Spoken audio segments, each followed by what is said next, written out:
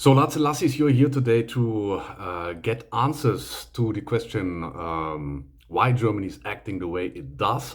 And I try to provide these answers to you. I am not a native speaker, but I'm pretty sure I am fluent enough in English so that you can understand what I'm saying. And yeah, I want to explain to you the mentalities in Germany, or the general mentality right now, and how it developed. Why Germany's political situation is, has transpired in a way that it is driven completely by ideology, and I want to answer that to you, and I will do that today. So, if you can excuse some spelling errors, because there will be some, then you get some information in return, and that's how it is. So let's start, eh? So let's start. We had the Second World War, and we had Germany who lost the war. So, and after that, Germany was split in two parts. It was East Germany and West Germany. And the East German part, many people know that, or most people should know that. The East German part was mainly the Russian part, later the Soviet part. And the strategy in the East German part was from the Soviet Union. You have to obey Big Brother, and you have to do what we tell you. And we want you to follow our rules completely. So there was the Stasi, the secret police, which was created to create mistrust between the people and create an environment of fear. So if you're not in line, you are punished. That was how East Germany was governed in the Soviet times. Then you had West Germany. West Germany was the mainly American occupational zone. Of course, there were the French and the Brits, but most importantly was the USA. And the strategy there was West Germany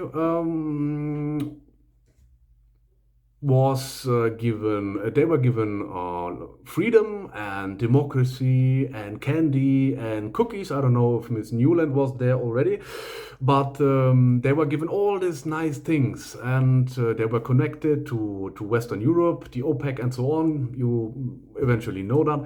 So that they would make a good impression in this Cold War. It was all about winning the Cold War for both sides, the Soviet Union and the American Western Bloc. So, but there was a secret deal, and that's important to know. There was a secret deal that not many are talking about between West Germany and the USA. And the deal was, you have to adapt to our way of life. That means you have to become similar to us. You have to be Americans in a way, yeah, little Americans, yeah. And this was very important for the Western zone, so that the West German people had to adapt in a way that they were becoming more multicultural, more diverse, and were living the American way of life, and so on. But this was not clearly communicated. It was under the radar, we would say, yeah.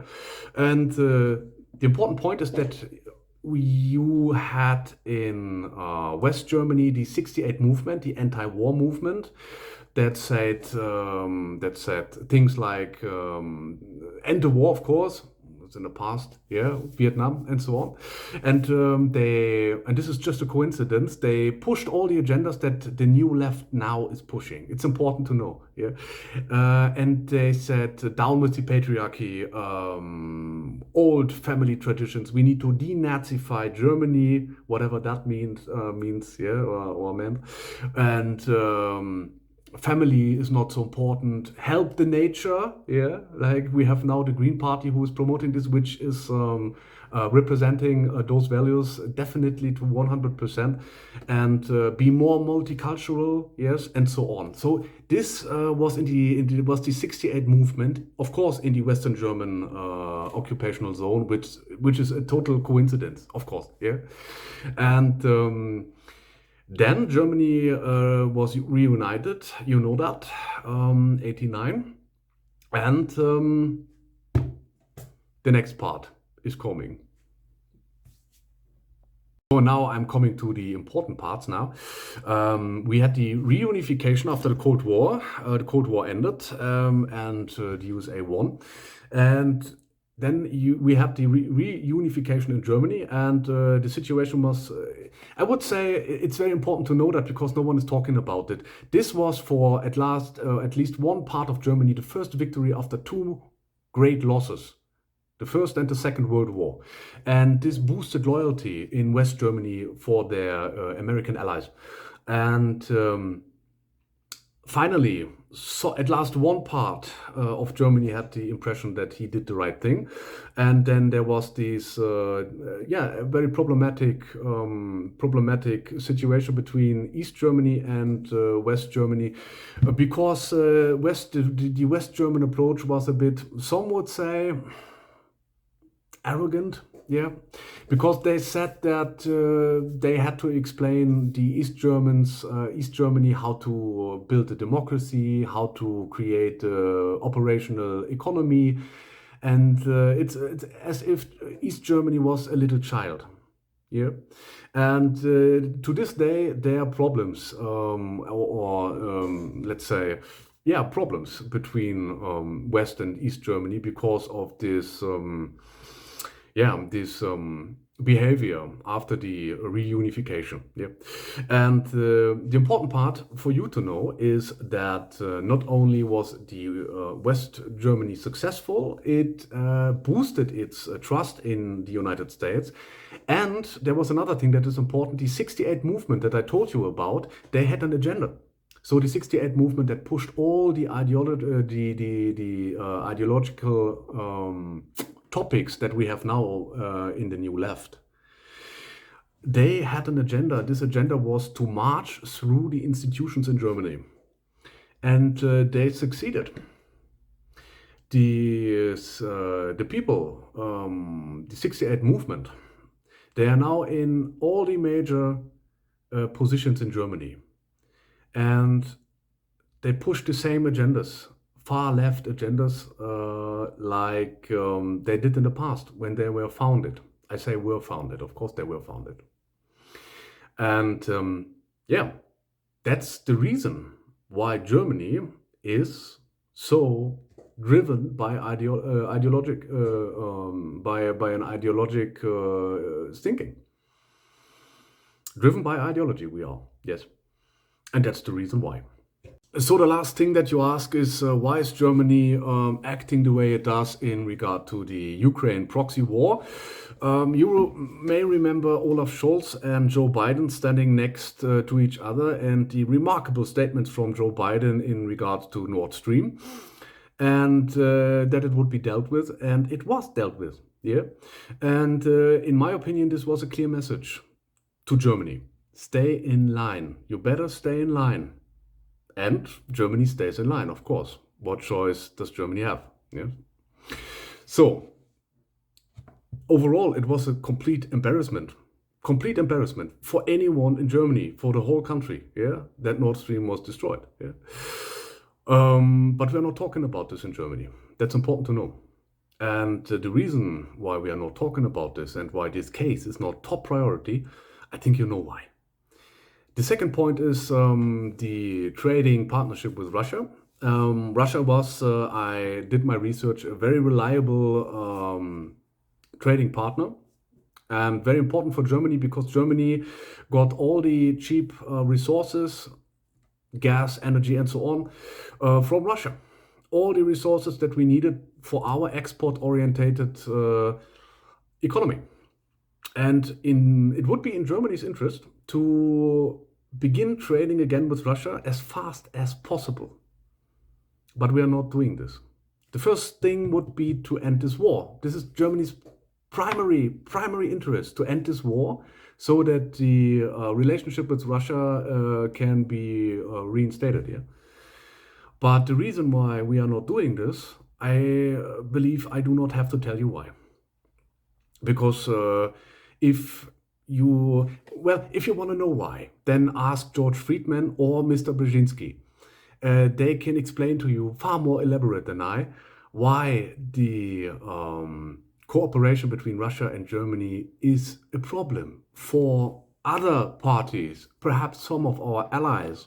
Yes, they can explain that to you. I have down below a link so that you can watch the American position on that, and then I think you will understand.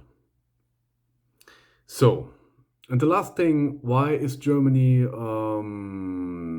escalating more and more in this conflict? Well, I tell you something. In the Bundestagswahl, when the government was elected, there was a little party called the FDP, and they had 11.5% of the voters voted for them.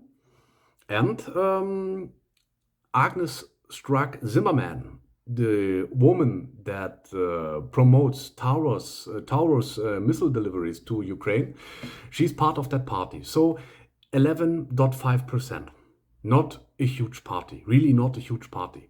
But they are a complete neoliberal party in Germany. They are completely neoliberal. And as you know, neoliberal parties or neoliberals can dog anywhere. Left, right, no problem. They can work with anyone. So you see that the German government, which is consisting of the Green Party, the SPD, both far left parties, and the neoliberal FDP, they're working together very well. And there you see that this woman is promoting Taurus missile deliveries to Ukraine because, yeah, some would say that the FDP is a lobby party. Of course, not me. I would never say something like that, but there are people who are saying that, yeah? And that's the point. So it's not the majority. Agnes Strack-Zimmermann is not representing the majority in Germany. I think the majority in Germany had problems supporting this war when the prices went up, like in the rest of Europe. And people wanted to end. But as always, governments do not care what the people want. You know that, right? And that's why we need a direct democracy in Europe, and we need to motivate the people to take things in their own hands, right? They have to act on their behalf, and they have to make their voices heard. And this is a problem that is spread in Europe in general. The people are just not interested. And my imagination is that people put their head into the sand now. The more this conflict between Russia and the USA escalates, the more people put their head into the sand. And when you're in the wilderness and a predator is behind you and you say, oh, I put my head into the sand, let's see what happens, I think you know this is not a good strategy. So I hope that people in Europe and in Germany will make their voices heard, and that we find a peaceful solution in Ukraine, and that we try to come out of this. And I honestly believe Germany is trying to dodge the bullet here, because if you want to know what's going to happen in Europe, and it's a shame that I have to say that, but there's no one in Europe that can answer you that question. To receive that answer, you have to drive or to travel by plane for many, many hours. And then you eventually get your answer. So that's all I have to say about this. I hope you have a better picture now why Germany is acting the way it does, and that you better understand the situation that we are into here. So long.